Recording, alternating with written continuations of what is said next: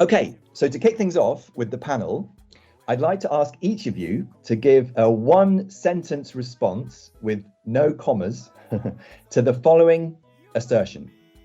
Technological innovation and market opportunities for ever cheaper renewable electricity will solve climate change.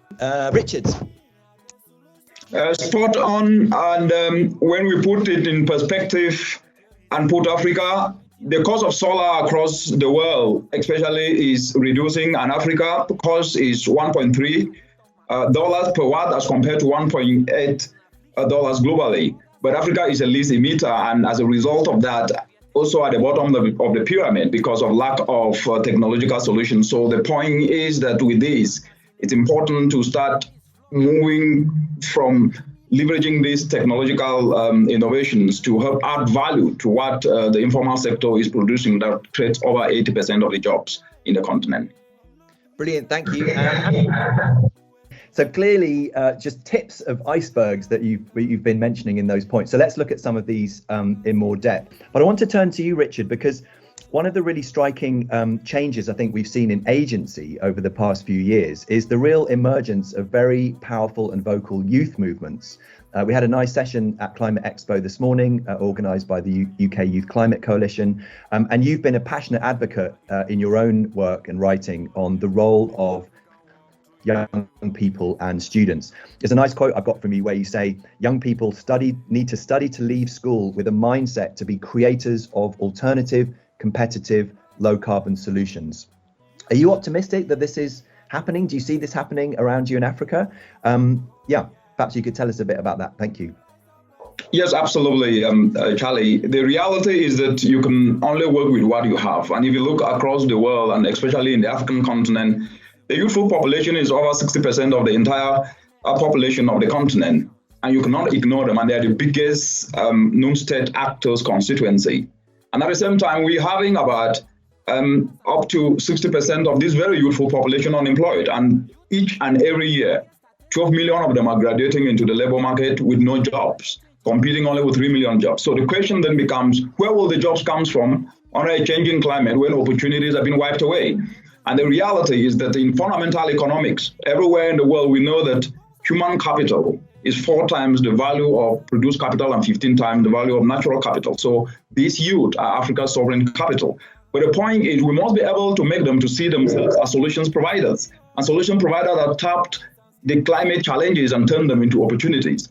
And that is what we have been doing and leveraging on a tool called innovative volunteerism, where we engage young people to turn their passions into profit, to retool their skills, to refine their skills and adapt them and tap into very low capital intensive opportunities. For example, turning agricultural waste into fuel briquettes to replace charcoal in a continent where over 700,000 people die every year as a result of indoor pollution. But if we wait only for government alone, without tapping into this biggest non-state actor constituency for climate action, we might never be able to actually move towards net zero emissions in the continent. Brilliant, thank you. Such an interesting contrast, obviously, the African experiences compared to what we're, say, more familiar with in the UK. So, Richard, coming to you, you've argued very forcefully that you don't think climate action will come about as a result of policies and regulations, but it will come about through economic opportunities, innovation and enterprise in market context. Can you tell us a bit more about your views on this and maybe give us some examples of where you see this happening? Yeah, thanks again, Charlie. The reality is what I've said is that policy alone is not enough. Not that we need policy, we need regulations, but policy alone is not enough, because the reality is that if you look across the world today, and if you take the context of Africa, there's no absence of policies. Most of the countries in Africa, 52 of them are ratified the Paris Climate Change Agreement. Most of them have developed feed-in tariffs, energy policies, climate smart agricultural policy. But when you look through every day, the problem is about implementation. So the reality is that the regulation should be accompanied with incentives. And incentives should be about what has been proven to work, not just abstraction. And that needs proof of concept. So if you take the case of Africa, what we have seen is young people guided to use local material to develop climate action solutions of solar dryers, which are helping mothers in villages, the informal sector, to add value, to dry and preserve their food. That is generating data, and that data can actually be leveraged to inform tax breaks, which can become incentives for young people to actually engage in this enterprising action. So the point is that with that incentives that are built on real practical experience and data that have been generated using climate action solutions to help inform back policy, to initiate tax breaks, to put in place tax holidays for some of these youth, we might never actually be able to drive implementation with full force. That's the point. So policy alone, without incentives to help in operationalization, is just as good as no policy. Okay, yeah, brilliant, thank you. But Richard, I wanted to come to you because citizens' assemblies are quite a kind of formalized way, if you like, of introducing more deliberative forms of democracy. And I was interested how this resonates with you in an African context, or whether you see actually other routes to engaging with decision making as being more powerful. And perhaps I could also roll into that question. We've had a nice question from the audience from Peter Brunner, who works for an NGO called Heart for Gambia. And Peter sort of asked how we really make sure that local views are captured in local decision making and local incentives for climate action. Yeah, excellent question. And I will start by saying that the reality is that we do not do development for people.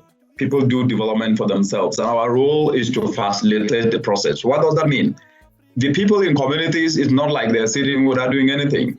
They're using indigenous approaches. Our role is to identify the gaps, and the gaps are being identified by these people most of the time, and they need us to facilitate in providing them with guidance to develop technologies.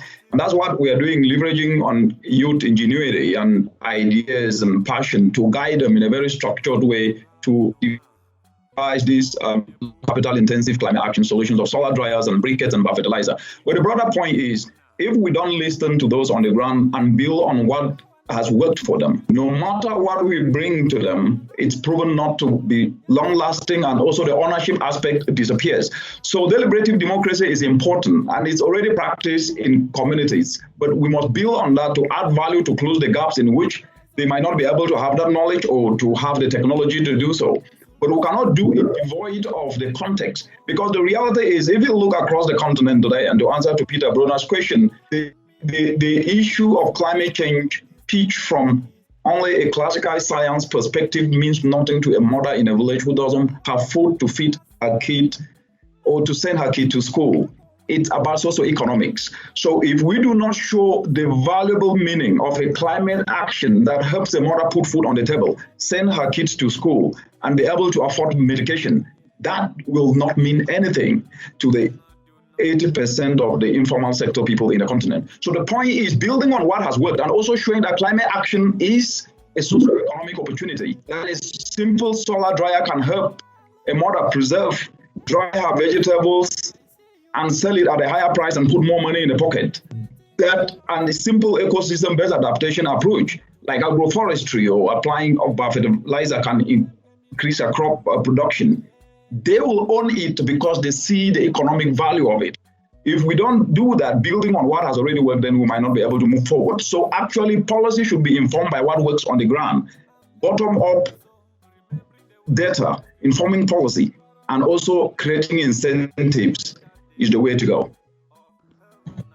Thank you, Richard. And there's a nice segue into what I wanted to come to ask Ilona about her work on social tipping dynamics, because I think some of the things you were talking about, Richard, you sort of you put a persuasive argument that they're building a sort of self-sustaining force.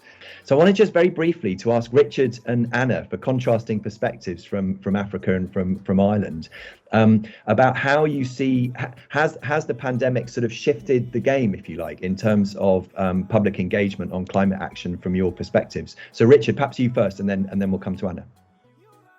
Yeah, the reality is that during the COVID-19 emergency, there were reports that have been released by end of December 2020. UNEP released a report called the Emission Gap Report that showed that climate change did not stop for COVID-19. And on top of that, before that, there was the United in Science report. So the science is clear that COVID-19, despite the global impact, did not actually affect climate change. But the point is this, that what mattered in the continent was the socio-economic aspects, people were plunged more into suffering and they were exposed more to vulnerabilities that have actually been orchestrated by the changing climate, and COVID only added on top of that.